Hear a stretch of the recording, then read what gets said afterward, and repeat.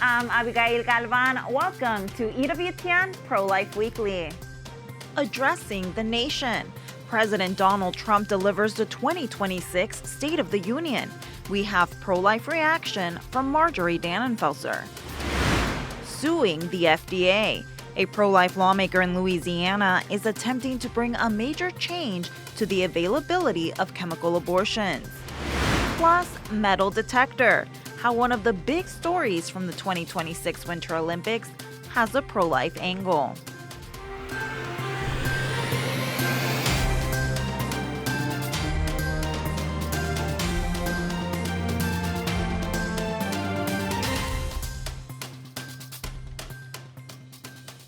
President Donald Trump delivers his 2026 State of the Union address to lawmakers and the nation. The roughly 100-minute speech featured highlights from the first full year of his second term, including his policies pushing back on gender transitions of minors. But pro-lifers are concerned after the president avoided mentioning abortion at all and renewed his support for in vitro fertilization, or IVF, which goes against church teaching. In good news for families, the president says his new Trump accounts could lead to tens of thousands of dollars for children. Tax-free investment accounts for every American child. This is something that's so special and has taken off and gone through the roof. Millions will be pre-funded courtesy of the U.S. Treasury and private individuals like Michael and Susan Dell, who have donated $6.25 billion to fund the Trump accounts for 25 million American children. The president went on to endorse Trump RX, a new government initiative designed to help consumers find lower drug prices. In a move troubling to the pro-life movement, he says the first customer was a mom who turned to IVF drugs amid a struggle with infertility. Catherine Rayner. For 5 years, she and her husband have struggled with infertility, and they turned to IVF. One drug has been costing Catherine $4,000 to purchase, but a few weeks ago, she logged onto the Trump RX website and got that same drug that cost $4,000, got it for under $500, a reduction of much more, actually, than $3,500.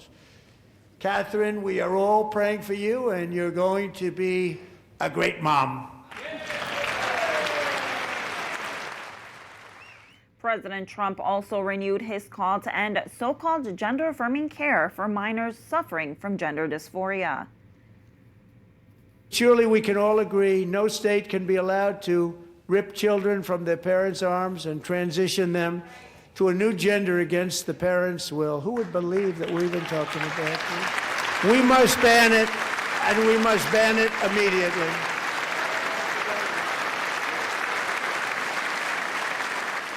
In contrast, during the 2019 State of the Union address, President Trump called out late-term abortion and targeted 2 states where he said the gruesome practice was in place. Lawmakers in New York cheered with delight upon the passage of legislation that would allow a baby to be ripped from the mother's womb moments from birth. These are living, feeling, beautiful babies who will never get the chance to share their love and their dreams with the world. And then we had the case of the governor of Virginia, where he stated he would execute a baby after birth. To defend the dignity of every person, I am asking Congress to pass legislation to prohibit the late-term abortion of children who can feel pain in the mother's womb. As we mentioned, pro-lifers say they appreciate the White House's pro-family programs, but are disappointed and concerned that no mention was made about curbing abortion. In an exclusive interview with EWTN News in Depth, Marjorie Dannenfelser, president of Susan B. Anthony Pro-Life America, says this speech was quite different from previous ones. Marjorie, overall, how would you summarize your response to the State of the Union last night? Well, I waited from the beginning to the end, the longest State of the Union message in history. And as it concluded, I was disappointed and sad. It was a glaring omission to the most urgent need of the pro-life movement today. And that is to address the horror of the abortion drugs that are flooding into pro-life states and every state all over the country, leading to an increase in the number of abortions since the Dobbs decision, which, you know, there's an opportunity to lead there that was missed, and it is very disappointing. Yeah. Were you surprised? I was very surprised, and I have to say, well, let me just be honest.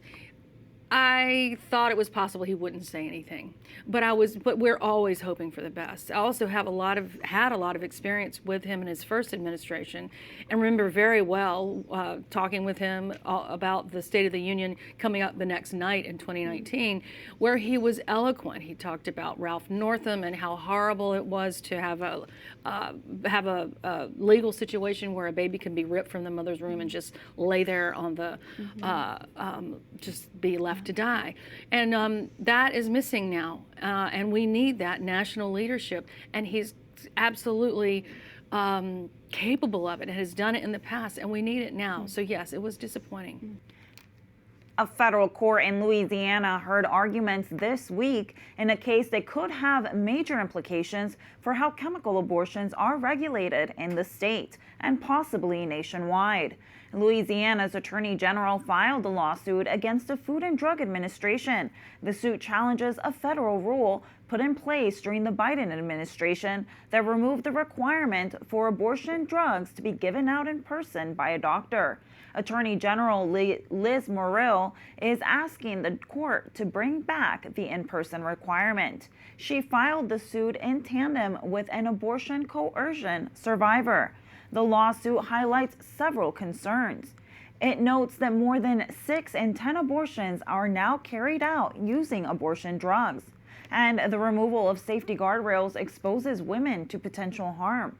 It also is leading to dangers from predators and abusive partners who can easily access abortion drugs in the mail with the intent of poisoning the mother and killing the child. A pro-life group of physicians is also speaking out. The American Association of Pro-Life Obstetricians and Gynecologists, also known as APLOG, says in a statement, quote, "We urge the court to hold the FDA accountable and restore the safeguards that once protected women from preventable harm." For more, we turn to Dr. Susan Bain, Vice Chair of APLOG. Dr. Bain, thank you for joining us. Thank you for having me. In addition to your work with APLOG, you're also the medical director of 4 pro-life pregnancy centers in North Carolina. What are you seeing on the ground with this increased access to the abortion pill and its harms? Yeah, you know, as the medical director of 4 pregnancy centers, all our patients have unplanned pregnancies, and they are coming scared, alone, and many times being coerced from people that are in their lives that they trust. And the stories they tell about related to their experience with taking abortion drugs, which you stated correctly, over 60% now of abortions occur in using abortion drugs, where women are in their dorms, their apartments, their homes, and they're experiencing this trauma with no ongoing medical care. And it is substandard care. And this case is really about restoring a basic safeguard. In-person dispensing, where women can get an informed consent, where they can get an ultrasound. We know that is critically important to determine whether a woman has an ectopic pregnancy, to see how far along she is, and to just be empowered with information, because she's getting ready to make a decision of massive consequence for her life. And now, Dr. Bain, the co-plaintiff in the case is a woman who survived abortion coercion. Can you tell us about this and some examples of women being given the abortion pill without their knowledge? Yeah, sadly, the woman in this case, Rosalie Markovich, she is truly an abortion coercion survivor. She, like many women across this country, and stories that I've heard and actually had to treat, was forced to take this. Can you imagine being forced to take a drug that you know is going to end the life of your very own child?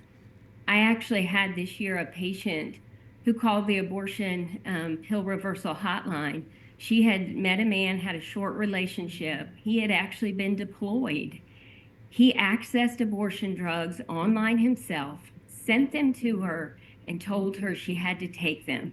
She took the first one, mifepristone, and she fortunately was able to call us, and we were able to get progesterone back into her system, which blocks the mifepristone, competes with it, and she remained pregnant.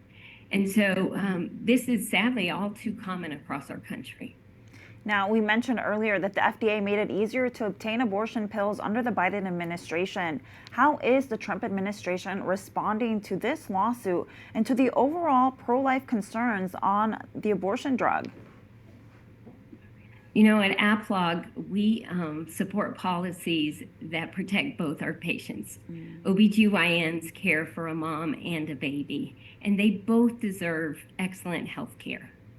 When mifepristone was first approved in 2000 by the FDA as part of the abortion drug regimen, because it is a dangerous high-risk drug, there were safeguards put in place. And one that was removed during the Biden administration in 2023 was actually this in-person dispensing. And this is so important, and particularly because through telehealth or abortion pills being ordered online where you have no ongoing medical care, you cannot get an ultrasound. And an ultrasound is essential. It's contraindicated to take abortion drugs if you have a tubal or ectopic pregnancy, a pregnancy that's outside the uterus. They don't treat that. And that's the #1 cause of death in the first trimester for women, ectopic pregnancies.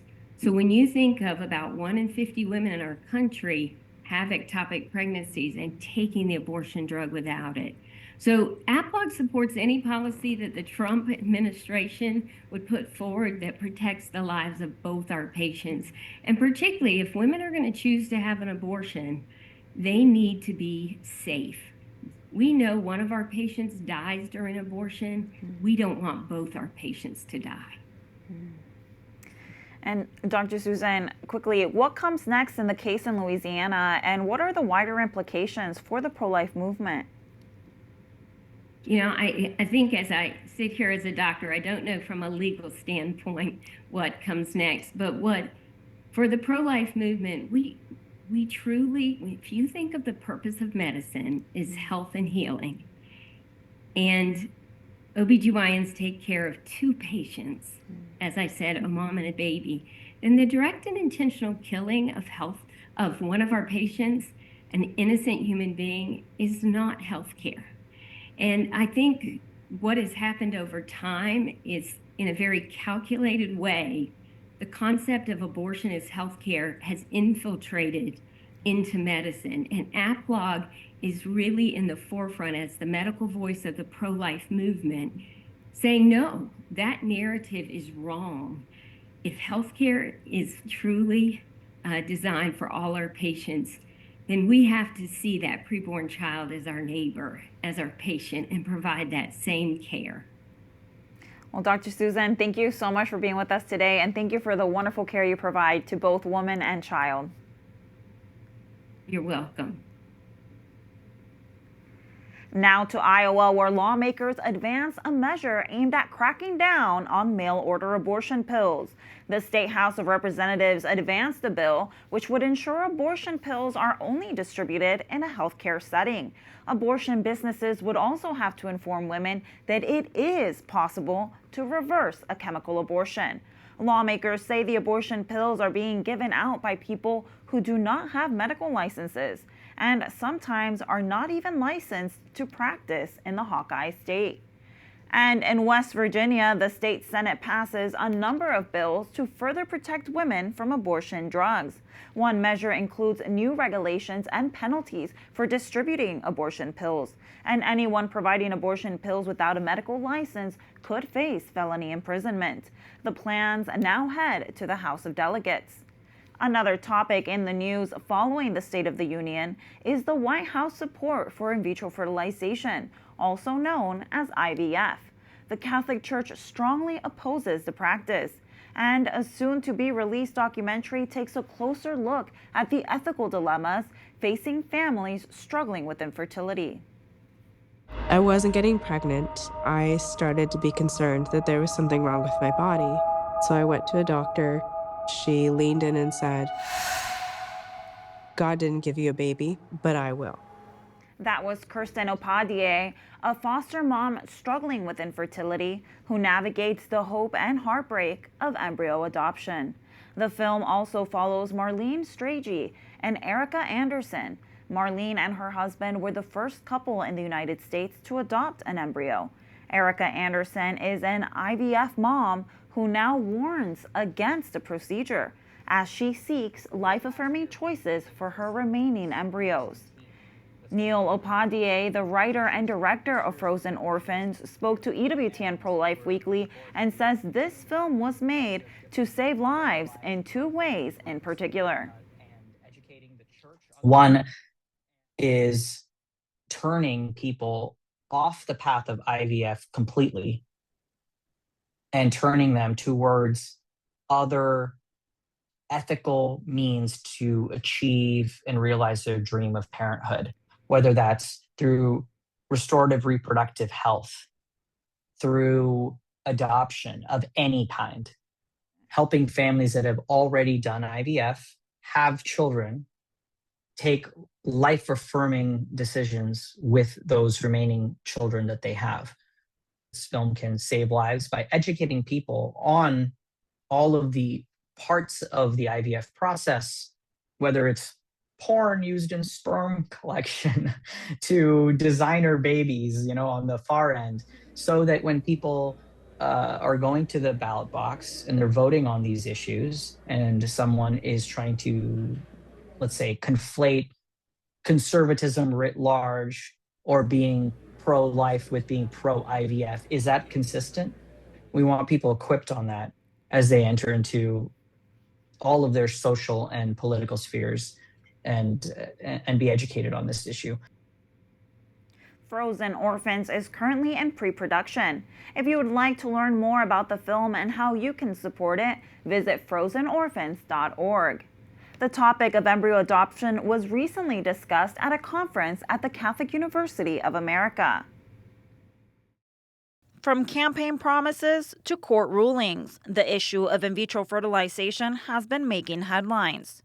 Touted as a good, it leaves millions of lives in limbo and raises moral dilemmas the church has warned about for decades. Despite being against church teaching, it is practiced widely in the United States and abroad, leaving the ethical question of what to do with the millions of embryos created open for debate. Is embryo adoption a moral option for frozen orphans? What does the Catholic Church teach? One organization, the Defend Life Fund, held a symposium that made the Catholic case for embryo adoption. Embryo adoption is when a woman attempts to become pregnant using the embryos of another couple created through IVF. The symposium took place at the Catholic University of America. The organizer, Missy Riley Smith of Wake Up! Women Against the Killing and Exploitation of Unprotected Persons, says the event felt providential. Every speaker fell into place as though God had put his hand. All of it fell together in such a miraculous way. It only can be Jesus. It can only be God. The symposium attracted participants from all walks of life, young and old, lay and religious, all grappling with the same question. What can we do for these children that are sitting in freezers? What's our responsibility? And so I guess that's why I'm here tonight, is to kind of dive into that of what's our responsibility and how to protect these lives. Some agreed with the premise that embryo adoption is licit. All of us deserve a perfect womb to grow up in. It should be the safest place. Others recognized it wasn't a straight-cut issue. I think some of the struggles involve the ordinary magisterium of, Pope Benedict in Dignitas Personae, which pretty expressly condemns the use of embryo adoption, at least as treatment for infertility, and then it certainly questions the viability of it in other scenarios. I'm still trying to sort through what I think the right position is on this, but I tend to think it's a bit more of a complicated issue than we've heard tonight. For now, the church recognizes that the thousands of abandoned embryos from IVF represent a grave injustice without resolution, and the faithful are left to pray and discern. Coming up, the gold standard. A Team USA bobsledder and mother of two is one of the big winners at the 2026 Winter Olympics.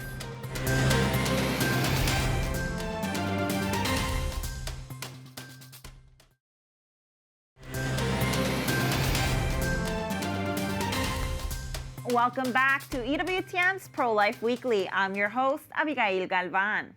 A group in Italy dedicated to protecting children from sexual abuse and internet exploitation releases its annual report. The findings highlight emerging trends and critical issues in the protection of children. EWTN Vatican contributor Zofia Schubach has more.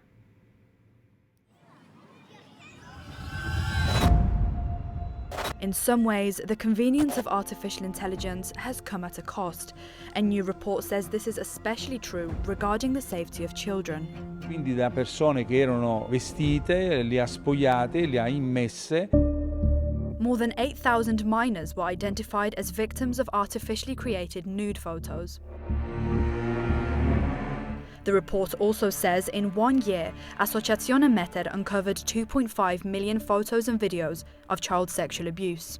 Il fenomeno delle donne che abusano dei bambini, il fenomeno degli animali che abusano dei bambini, il fenomeno dei neonati coinvolti, il fenomeno dei disabili, delle persone portatrici di disabilità, è solo una delle punte dell'iceberg che fa emergere come le organizzazioni pedocriminali sfruttano i bambini in tutto il mondo. Il lavoro quotidiano che è diventato un'esperienza. Father Fortunato Di Noto, a Sicilian priest, is on the front lines of the fight against online child sexual abuse. He is also the founder of Associazione Meter, and this week he travelled to Rome to present the 2025 report on child victims of paedophilia and pedopornography.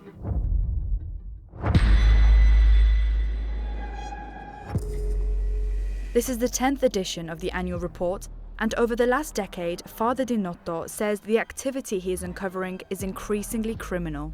Il problema è diventato sempre più grave, più gravoso, che coinvolge milioni di bambini già abusati e che ci sono delle responsabilità da parte dei service provider e dei social che non aiutano affatto nella tutela dei minori, e credo che questo è uno dei più grandi drammi che noi stiamo vivendo.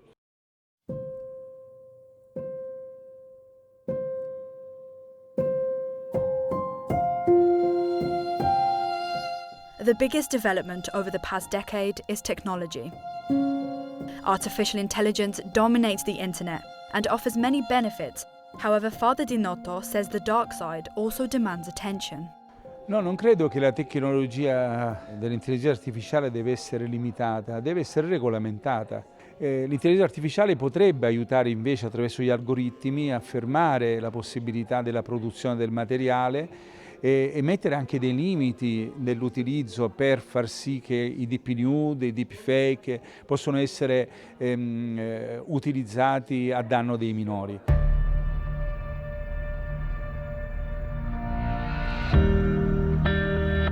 Meter says even seemingly harmless activities now have unintended consequences. 50% of minors using gaming platforms like Roblox say they have blocked unknown users who requested personal information. Despite the problem growing more serious, Father Di Noto and Associazione Meter are determined to keep fighting. L'aumento dello sfruttamento sessuale sui bambini è una delle piaghe più tragiche, assieme a tante altre guerre sui bambini e contro i bambini. Noi continueremo con la grazia di Dio, ma sicuramente continueremo anche con la possibilità di poter salvare qualcuno. E mi rammarica solo che non posso salvarli tutti e quindi di conseguenza a volte mi rattristo perché i bambini non sono tutti salvati, però facciamo la nostra parte e credo che sia questa la cosa più importante. In Rome, Zofia Tubak for EWTN Pro-Life Weekly.